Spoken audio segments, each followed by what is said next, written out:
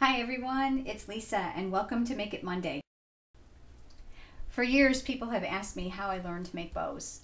And when I was young, my grandmother was a professional seamstress, actually in a furrier when furs were actually worn. We're going back many years. And as a treat, she would take my sister and I down on the train into Chicago on a Saturday, and we would sit with a huge bolt of satin ribbon and tie bows all day. And it was just because of all that experience that I learned how to tie. So I'm going to show you some bow tying techniques today, not just simple ones, but some different kinds. So I'm starting with approximately 14 inches of ribbon, which is probably more than what you're going to need. The average bow for a card takes about 8 to 10 inches depending on the thickness of the ribbon. So here's a trick. Start with at least a nice long tail, something you can hold on to. Make a loop. I gather it so that it's tight. You're going to go over the front. Often people want to go this way. It does work. I find this way. And now I'm turning and I'm poking this ribbon through here. And I'm pulling it. Now, oftentimes too, you're going to need to switch up the loops. You're going to see which way it naturally wants to tie. Now I'm going to pull it very tight, hold the knot, and then you can adjust the loops. Now with satin ribbon like this, you're going to probably have to do it a couple times just to get it right where you want it. And then you're going to end up with your bow. Now, if you're using satin ribbon and you're finding this to be very difficult, another great tip is just stick a little tiny glue dot right inside here so it'll hold your bow in place. With ribbon that is one-sided, it's very important that when you come around like this, that you are turning this so that the correct sides will face out and not backwards before you pull it. Okay? It just takes practice. Thinner ribbon obviously is going to be a lot easier than thicker ribbon. All right, so that's one. Next is what's called a fork bow. I used a hair pick because it's easier and it's plastic, but you can get a fork from your kitchen. This will work. What I'm going to do is I counted 8 tongs. 1, 2, 3, 4, 5, 6, 7, 8. I'm going to start my ribbon here,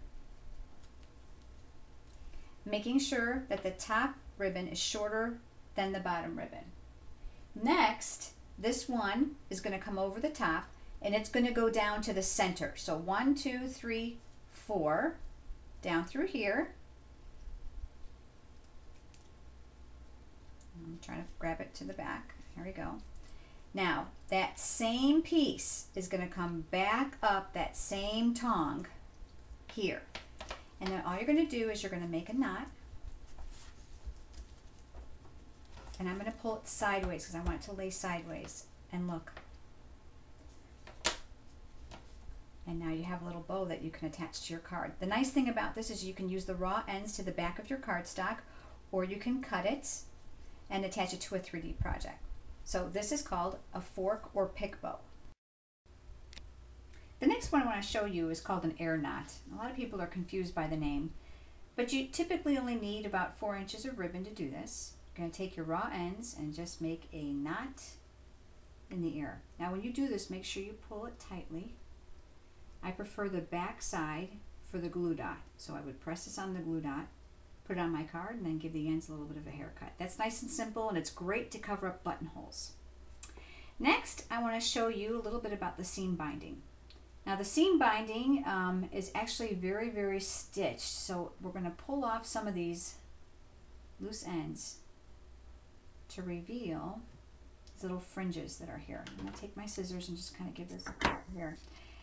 Near the center, I want you to find 1 or 2 of these fibers. I don't know if you can see this. I'm trying to zoom in, see if you can see it against my finger. And as I pull this, the seam binding is going to start to gather. And I'm just going to move it down. Now if you have a very long piece of ribbon, this one isn't, but if you have a long piece, you're going to need to stop and do the same thing on the other end so that it will continue to gather all the way across. Love that. The raw ends then can be attached to the behind your project, behind your card. Great for 3Ds and creates a really shabby chic look. Last but not least, I'm going to show you a paper bow. Now this one's going to probably be bigger than you need for a card. This is just a strip of cardstock. This is about 3/4 of an inch by 6. I'm taking my bone folder and I'm conditioning the paper so as to break down some of the fibers. so it's a little bit more pliable. And then I'm going to create a loop. So back here, I'm going to put a little bit of adhesive to hold it closed. And I'm going to create a loop. Okay, so my raw end is to the back. Then what I'm going to do is I'm going to take a smaller piece of the same color ribbon and I'm going to wrap it around the back. Now you're going to notice I have this a little bit too long, which is no problem. Just give it a little bit of a cut.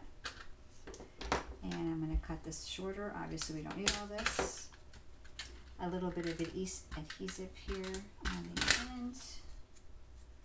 And then turn this under. This will all be to the back. So now we have a little 3D paper bow. That goes great on gift boxes as well as cards. So today we have 3 different techniques of bows and some knots. Our regular tied bow, our fork or pick bow, an air knot, some gathered seam binding, and of course our paper bow. Thanks for watching. I look forward to seeing you next week on Make It Monday.